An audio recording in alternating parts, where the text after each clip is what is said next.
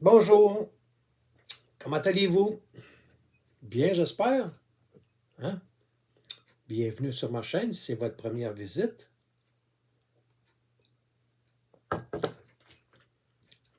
Je souhaite la bienvenue, je vous invite à vous abonner. Hmm, Pas méchant, ça, là. Pas méchant. Pour ceux qui, euh, pour ceux qui penseraient que je suis en train de boire de l'alcool, du vin ou de l'alcool, c'est quelque chose que je viens d'essayer. Hein? Très bon.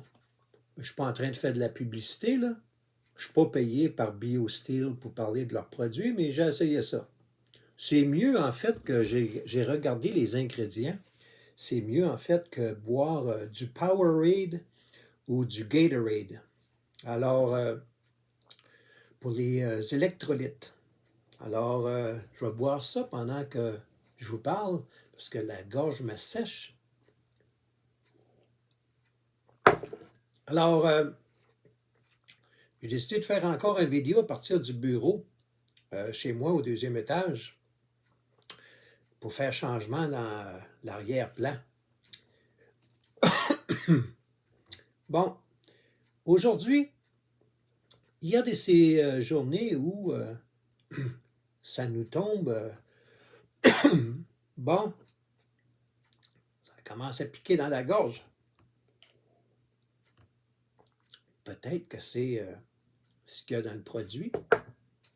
Enfin.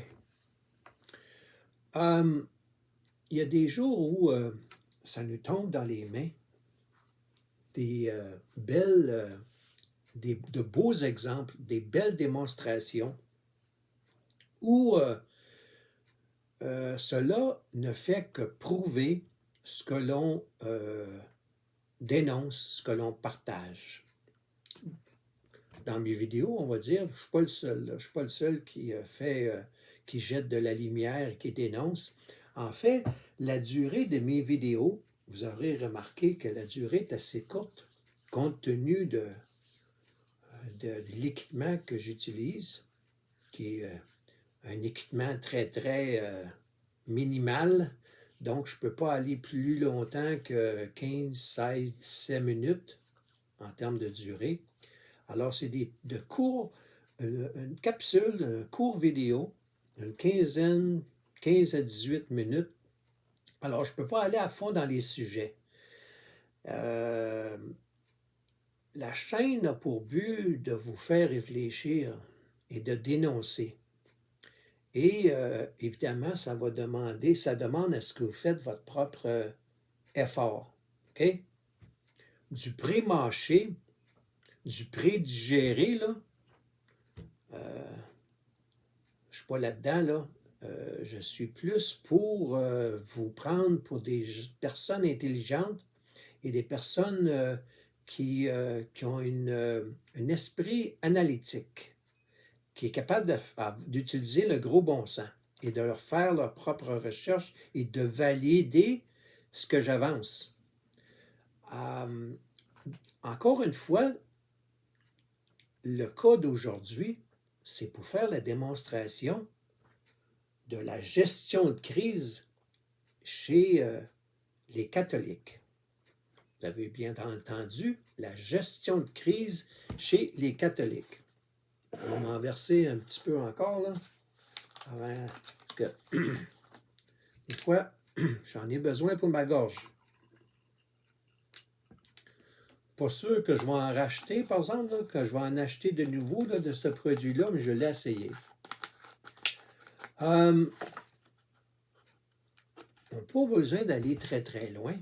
Puis le crisis management, gestion de crise qu'on dit en français. Dans l'institution de la religion catholique. Là, vous m'excuserez, mais je ne vise pas un catholique en particulier, OK? Ou un groupe de catholiques. C'est l'institution que je vise, OK? C'est ces hérésies. Donc, je vise le Vatican, la curie, en fait, l'institution comme telle, l'institution qu'on appelle l'institution de la religion catholique, basée à Rome ou à Vatican. OK? Et leur gestion de crise ne date pas d'hier. Ça ne date pas d'hier.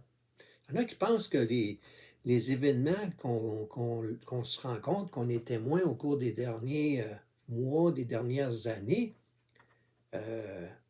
c'est quelque chose que la curie ou Vatican ou le pape doit adresser, mais ce n'est pas le cas. Depuis de nombreux siècles, le Vatican est couvert d'hérésie, de scandales. Là, je vais remettre un petit peu l'écran d'ordinateur. Un petit peu. Bon. Quand mon écran d'ordinateur est inactif, parce que j'ai quelque chose à vous partager. Pour ça, j'ai mis mon ordinateur fonctionnel. Là. Vous m'excuserez. Alors, que ce soit les scandales sexuels, hein, ou le scandale de la Banque du Vatican. Là, on parle de deux choses séparées. Là. Il y a le niveau sexuel, puis il y a le niveau financier. Ça, c'est deux. Les hérésies, telles que purgatoire, les indulgences.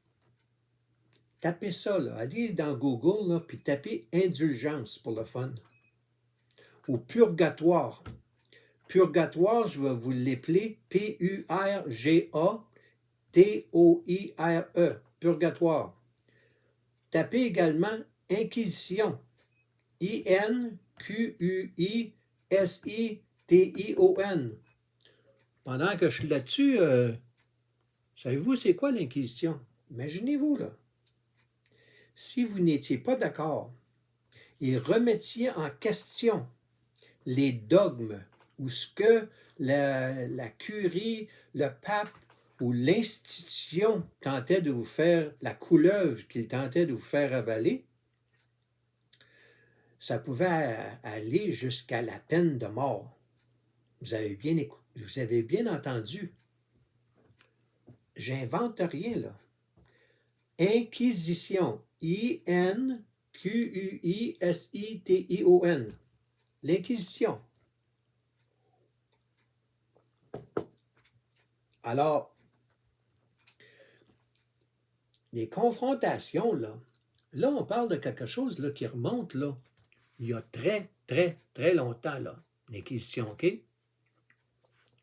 Alors, vous ferez vos recherches à savoir jusqu'à... Attendez un petit peu, c'était créé ça a été créé au 13e siècle. Bon. Là, excusez, parce que l'écran est loin, là, je ne pouvais pas lire, là, c'est écrit en petit, là. Mais c'était créé... l'Inquisition, en fait, c'est un tribunal où le mot inquisition, en fait, veut dire une enquête, OK?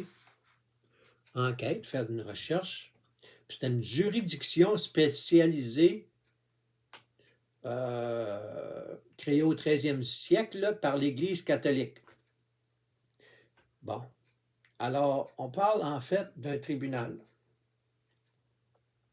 Alors, c'est pas nouveau, là. Le purgatoire, c'est rien de nouveau. Les indulgences, c'est pas nouveau. OK? Les scandales sexuels, c'est pas nouveau. OK? Mais maintenant, de nos jours, il y a tellement de divisions que imaginez quelqu'un, là, imaginez que quelqu'un serait ouvert ou intéressé à connaître Dieu, à donner sa vie. Premièrement, il voudrait en connaître davantage. Là. Un individu qui n'est pas un chrétien, là. Okay? C'est quelqu'un qui a un désir de se rapprocher de Dieu. Alors, on va parler de Dieu, on va parler de Jésus, on va parler d'Esprit Saint. Puis, il ne fréquente aucune église. Imaginez cette personne-là avec l'embarras du choix et la confusion que cette personne-là de nos jours, avec tout ce qui se passe avec les différentes dénominations chez les protestants. Et genre, je suis totalement honnête, là. Je ne suis pas en train de dire qu'il y en a qui sont hors de tout reproche. C'est pas ça que je suis en train de dire. D'ailleurs, ça ne fait que prouver que le péché est présent chez tous les hommes. OK? Des hommes, quand je parle des hommes, là, c'est les hommes et les femmes, là. Le péché, la nature pécheresse est présente chez tout être humain. Tout être humain. Alors, l'infaillibilité papale, là, on repassera. Surtout, faire une institution. Voyez-vous le conflit, là? Ça m'amène à vous parler de ça, là, pendant que j'y pense. Réfléchissez à ça, là. Une institution pour représenter Jésus-Christ sur terre, qui n'est pas capable de s'entendre entre elles, et qui proclament haut et fort qu'ils ont un chef suprême, pas un chef suprême, mais un représentant sur terre, qui est leur pape, qui a une infaillibilité, alors que tout être humain a une nature pécheresse. Prenez votre Bible, là, lisez votre Bible, faire votre propre recherche, là. Infaillibilité papale, institution, créer une organisation, une structure pyramidale, là, avec un pape, puis des archidiocèses, puis des vicaires, puis des curés, des prêtres, des jésuites, des patati patata, là. Il y en a, là. Puis une banque, la Banque du Vatican, puis imaginez-vous, là, quelqu'un qui désire connaître Jésus, se rapprocher de Dieu, et il voit, puis je vais les mentionner, des individus, ici même au Québec. Il y en a qui sont en France également, là. Il y a la France puis le Québec, là. Ça, ça marche ensemble, là. Ces deux, la province de Québec puis la France, le pays de la France, il y a beaucoup de communication, il y a beaucoup d'idéologie, de tendances qui voyagent d'un endroit à l'autre. Alors, je vais en nommer quelques-uns. Pierre Blanchette, Sylvain Corbin, puis sa chaîne YouTube, puis qui commence à brosser la cage, là, Pascal, de la vérité catholique. Imaginez là, la vérité, il faut qu'elle soit catholique, parce que si elle n'est pas catholique, c'est pas la vérité. Voyez-vous comment la perversité, là? Hein? Puis ces gens-là ne s'entendent pas, puis c'est des catholiques, là. Alors, on a Pascal qui reproche à Sylvain Corbin ce qu'il dit, et là, il y a Pierre Blanchette à travers de ça, puis là, il y a les catholiques, ou ceux qui sont, disons, les églises, les dénominations, les fraternités, les paroisses, dites-le, nommez-le comme vous voulez. Il y a ceux qui sont pré-Vatican II, puis ceux qui sont post-Vatican II. Imaginez le bordel, là. Et ça m'amène également à introduire ce qu'on appelle, j'ai commencé en parlant de gestion de crise, mais il y a d'autres choses que la religion catholique, l'institution. Quand je dis la religion catholique, là, je parle, ça c'est l'idéologie, mais je parle des individus, l'organisation, l'institution, qui, commençant par le pape, depuis longtemps, font de la diversion. La diversion qu'ils font depuis longtemps pour tenter de nous faire regarder ailleurs. La diversion, c'est nous faire regarder ailleurs pour ne pas remarquer les problèmes comme tels, très profonds dans la religion catholique. Ils ont sans cesse attaqué continuellement et à fond la franc-maçonnerie. Comprenez-moi bien, non pas que la franc-maçonnerie est souhaitable. Éviter la franc-maçonnerie, j'en connais pas mal sur la franc-maçonnerie, plus que vous pensez. Je ne suis pas franc-maçon, là, mais ça donne que j'ai des gens très, très proches de moi qui ont été des catholiques à part de ça, des catholiques qui ont été influencés et à joindre la franc-maçonnerie. On parle pas des gens là, sur d'autres continents. Là. On parle des gens là, au Canada. Alors, puis la franc-maçonnerie, puis la religion, les catholiques, là, il y a eu beaucoup de catholiques, des prêtres, des vicaires, peu importe le titre honorifique qu'ils avaient, qui étaient francs-maçons. Alors, la franc-maçonnerie, il faut l'éviter pour de multiples raisons que je n'irai pas en détail, mais c'est quelque chose à éviter. Okay? Je recommande à tous de quitter la franc-maçonnerie, de ne pas joindre la franc-maçonnerie. Par contre, l'Église catholique a un sérieux problème. Et c'est dans sa propre institution, dans sa propre fondation, dans sa croyance, ou ce qu'il tente de faire croire au monde. Alors, vous n'avez qu'à aller voir La Vérité catholique sur YouTube, La Vérité catholique avec Pascal, quand il s'en va faire une leçon à Sylvain Corbin pour ce qu'il a dit, par rapport à ce que Stéphane Hamel avait dit sur la franc-maçonnerie et la religion catholique, de toute beauté.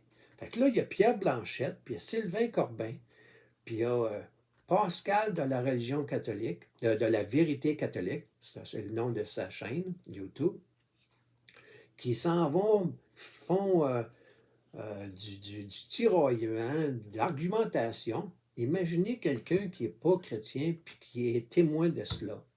Ça l'intéresse-tu d'aller joindre la religion catholique, de devenir catholique? Pas du tout. Je vous laisse là-dessus avant que je me fasse couper. Bonne journée.